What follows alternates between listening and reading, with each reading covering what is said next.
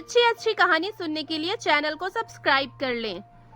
मैं बहुत हसीन और खूबसूरत थी, लेकिन शादी की पहली रात को मेरा पति मेरे करीब भी ना आया। यह सब देखकर मेरे मन में कई सवाल उठने लगे कि शायद मेरा पति किसी और से ना प्यार करता हो या फिर नामर्द ना हो। अपने साथ इस तरह का होता हुआ देख मैंने एक बाबा जी के पास गई, तो उन्होंने मेरे पति को सुधारने के लिए मुझे भभूति दिया। उस भभूत को मुझे अपने पति के खाने पीने की चीजों में मिलाना था। जब मैं उस भभूत को अपने पति के खाने में मिलाया तो मेरे पति ने उस रात को जो मेरा हाल किया, मेरी तो चीखें निकल गई। मेरा नाम गरिमा है। मैं दिखने में बहुत खूबसूरत थी। अभी मेरी उम्र बहुत कम थी कि मेरे घर वालों मेरी शादी के बारे में सोचने लगे। अपनी शादी की बात सुनकर मैं हैरान थी कि शादी वो भी मेरी, और इतनी जल्दी। पर अब तो जो होना था वो होने वाला ही था। मेरी उम्र कम होने के नाते शादी के बारे में मुझे कुछ भी पता नहीं था कि शादी के बाद होता क्या है। मेरी बचपना और नासमझी देखकर मेरी माँ ने मुझे कुछ दिनों के लिए मेरी मौसी के घर पर छोड़ दिया, क्योंकि मेरी मौसी के घर शादीशुदा और मेरी हम उम्र बहुत सी लड़कियां थी, ताकि वो लोग शादी के बाद होने वाली सभी बातों की ट्रेनिंग मुझे दे सके। मौसी के घर जाते समय मेरी माँ ने मुझे समझाया कि तुम उनके घर पर रहोगी तो वो लोग तुम्हें सब कुछ सिखा देंगे कि शादी के बाद घर कैसे बसाना है, किसके साथ कैसे बात करनी है। तैयारी ऐसे कराई जा रही थी जैसे कि जंग पर जाने से पहले फौजी की ट्रेनिंग करवाई जाती है। मौसी के घर मेरे दिन बहुत अच्छे गुजर रहे थे, क्योंकि वहाँ पर मेरी हम उम्र सारी लड़कियाँ थी। शादी से पहले मुझे बहुत कुछ सिखाया गया और कुछ दिन बाद मेरी शादी करवा दी गई। मैं दुल्हन बनकर अपने ससुराल आ गई। शादी की पहली रात को अपने मन में अनेकों ख्वाब लिए मैं सुहाग की सेज पर दुल्हन बनी बैठी हुई थी। अपने पति की बेसब्री से इंतजार कर रही थी, लेकिन कुछ देर बाद जब मेरा पति मेरे कमरे में आया तो उसकी हरकत देखकर मैं तो हैरान थी, क्योंकि जो बातें मुझे मेरी मौसी के घर में सिखाई गई थी कि शादी की पहली रात तो तुम्हारे साथ ये होगा वो होगा, पर ऐसा तो कुछ भी नहीं मेरे साथ हो रहा था। ना तो मेरे पति ने मेरा घूंघट उठाया और ना ही मुझे मुंह दिखाई का कोई तोहफा दिया। अपने साथ यह सब होता हुआ देख मुझे बार बार मेरी मौसी के घर की बातें याद आ रही थी, क्योंकि जो बातें मुझे वहाँ पर सिखाई गई थी वैसा तो मेरे साथ कुछ भी नहीं हो रहा था। मेरा पति तो मुझसे बहुत दूर दूर था। अपने पति की यह हरकत देखकर मैं बहुत परेशान थी कि आखिर ये मेरे साथ ऐसा क्यों कर रहा है। मैं इतनी ज्यादा खूबसूरत थी, हसीन थी और कम उम्र भी थी, फिर भी मेरे पति ने एक बार भी मेरी तरफ नजर उठाकर भी नहीं देखा। मैं पूरी रात रोती रह गई और उसने मुझसे कुछ भी नहीं पूछा, और नहीं तो चादर तान कर सो गया। अगली सुबह मैंने घर में किसी को यह महसूस नहीं होने दिया कि रात को मेरे साथ मेरे पति ने ऐसा बर्ताव किया है। ऐसे ही किसी तरह मेरे दिन और रात गुजर रहे थे। मैं अंदर ही अंदर घुट रही थी, क्योंकि यह बात मैं किसी को बता भी नहीं सकती थी, क्योंकि यह तो मेरी और मेरे पति के बीच की बातें थी। मैं किससे कहने जाती। कुछ दिन बाद मेरी मौसी की बेटी रूबी मुझसे मिलने आई। वो लगभग मेरी हम उम्र थी और हम दोनों के बीच एक दोस्ती जैसा रिश्ता था।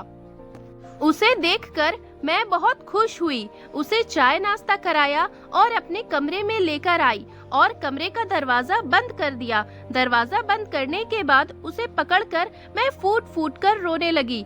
मुझे यूं रोता हुआ देखकर उसने पूछा, क्या हुआ गरिमा, तुम रो क्यों रही हो? उसने पूछते ही मैंने रोते हुए अपने और अपने पति के बीच की सारी हकीकत उसे बता दी। ने कहा, ये तो बहुत बड़ी प्रॉब्लम है। मैंने घबरा कर पूछा, कैसी प्रॉब्लम? उसने कहा, या तो वह किसी और के प्यार में पागल है या तो उसे किसी ने कुछ करवा दिया है कि वह तुम्हारे करीब भी ना आए।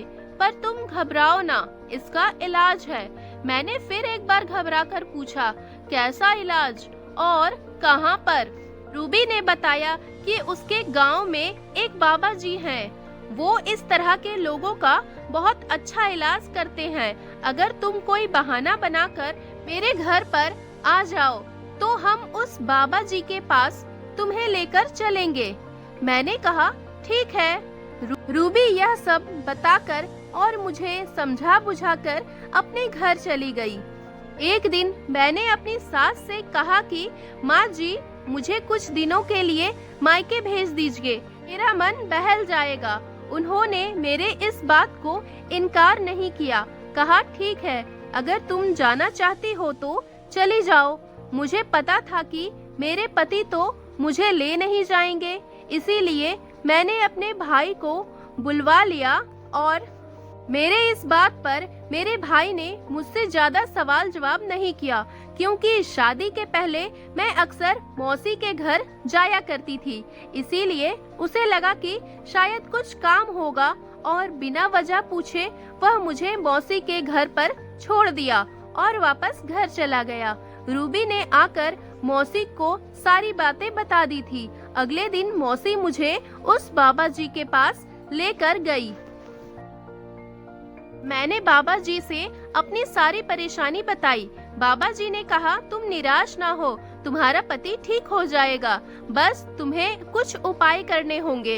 हाथ जोड़ते हुए मैंने कहा, बाबा जी आप जो कहेंगे मैं वो करने के लिए तैयार हूँ, क्योंकि मैं बहुत परेशान हूँ। बाबा जी ने कुछ मंत्र फूंक कर मुझे भभूत दिए और कहा, यह भभूत तुम अपने पति के खाने पीने की किसी भी चीज में मिलाकर खिला दिया करो। धीरे धीरे करके तुम्हारे पति में सुधार आ जाएगा। मैंने उस बाबा जी का बहुत शुक्रिया अदा किया और उस दिन मैं मौसी के घर पर आ गई। 1-2 दिन में मौसी के घर पर रही और उसके बाद मैंने अपने भाई को फोन करके बुला लिया।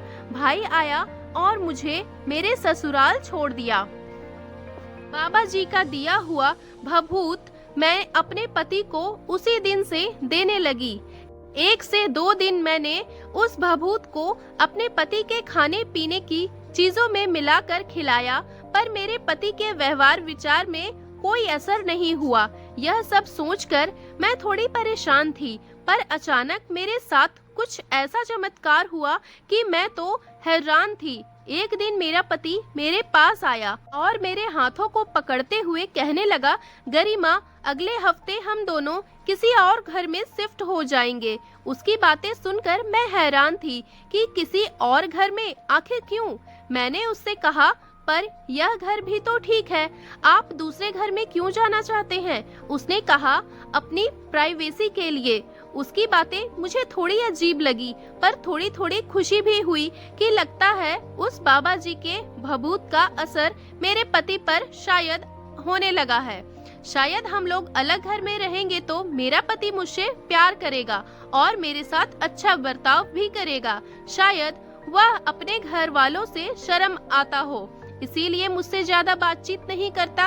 असल बात क्या थी ये तो मुझे नहीं पता, पर मुझे लग रहा था कि शायद यही सच है। मुझे अब 1 से 2 दिन और भभूत खिलाना था, पर जब आखिरी दिन मैंने अपने पति को भभूत खिलाया तो उस रात मेरा पति मुझसे पूछने लगा, तुम मेरे खाने में कुछ मिलाती हो क्या? मैंने हिचकिचाहट भरे अंदाज में कहा, नहीं नहीं नहीं। तो उसने कहा, छुपाने की जरूरत नहीं है, मुझे सब कुछ पता चल गया है। यही कहते हुए उसने कमरे का दरवाजा बंद किया और अपने पैंट की बेल्ट निकाली और मुझे पीटना शुरू कर दिया। वो मुझे इतना पीटा कि मेरे मुंह चीखें निकल जा रही थी। मुझे मारते हुए वह कह रहा था कि मुझे सब कुछ पता चल गया है कि तुम किसी बाबा जी के पास गई थी और मुझे सुधारने के लिए मेरे खाने पीने में कुछ मिलाती हो। तो कान खोलकर सुन लो, मैं कभी सुधरने वाला नहीं हूँ। मेरी दिलचस्पी किसी औरत में नहीं बल्कि मर्द में है। यह बात मेरे सभी घर वालों को भी पता है। शादी तो उन्होंने मेरी इसीलिए करवाई ताकि वो समाज का मुंह बंद कर सके।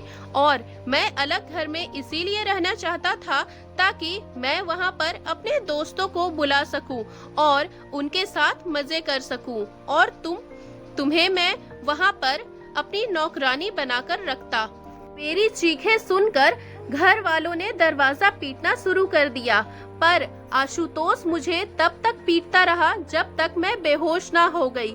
जब मैं बेहोश हो गई तो दरवाजा खोलकर कमरे से बाहर निकल गया। मेरी हालत मरने जैसी हो गई थी। मुझे जल्दी से हॉस्पिटल ले जाया गया। हॉस्पिटल जाने के बाद जब मेरी हालत में थोड़ा सुधार हुआ तो मैंने फोन करके अपने मायके वालों को बुला लिया। जब वो लोग आए तो उन्हें देखते ही मैं रोने लगी। उन लोगों ने मेरी इस हालत की वजह पूछी तो मैंने उन्हें सब कुछ बता दिया और कहा, अगर आप लोग चाहते हैं कि मैं जिंदा रहूं तो आप लोग मुझे अपने साथ लेकर चले। यह सब सुनकर मेरी माँ बहुत डर गई और मुझे अपने साथ लेकर चली गई। कुछ दिन बाद आशुतोष से मेरा तलाक करवा दिया गया। कुछ दिन तक तो मैं यूं ही अपने गम के साथ जी रही थी और रोशनी की एक किरण मेरे सामने आई, मेरी सूनी सी जिंदगी को रोशन कर गई।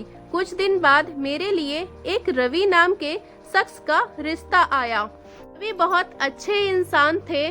मेरे ना चाहते हुए भी उन्होंने मेरा दिल जीत लिया और मैं भी इस शादी के लिए मान गई। कुछ दिन बाद मेरी शादी रवि से करवा दी गई। मैंने भी रवि के बेटे को एक्सेप्ट किया, उसे अपने से ज्यादा प्यार किया। आज मेरी शादी को 10 साल गुजर गए, पर मुझे इतना खुश रखते हैं, लगता है कि मेरी शादी अभी अभी हुई है। कुछ दिन बाद मुझे आशुतोष के बारे में पता चला कि उसके माँ बाप इस दुनिया में नहीं हैं। आशुतोष दिमागी रूप से पागल हो गया है। उसके भाई बहनों ने उसे पागल खाना भिजवा दिया है। उसकी तबीयत बहुत ज्यादा खराब रहती है। वह जिंदगी और मौत से लड़ रहा है। आशुतोष ने मुझे बहुत दुख दिया। उसकी हालत के बारे में सुनकर मुझे एहसास हो गया कि उसके किए की सजा उसे मिल गई है। कैसी लगी कहानी दोस्तों, जरूर कमेंट करके बताइएगा। और अगर कहानी अच्छी लगी हो तो प्लीज एक लाइक जरूर कर दीजिएगा और चैनल पर न्यू है तो सब्सक्राइब कर लीजिए। मिलती हूँ नई कहानी के साथ, तब तक के लिए बाय बाय।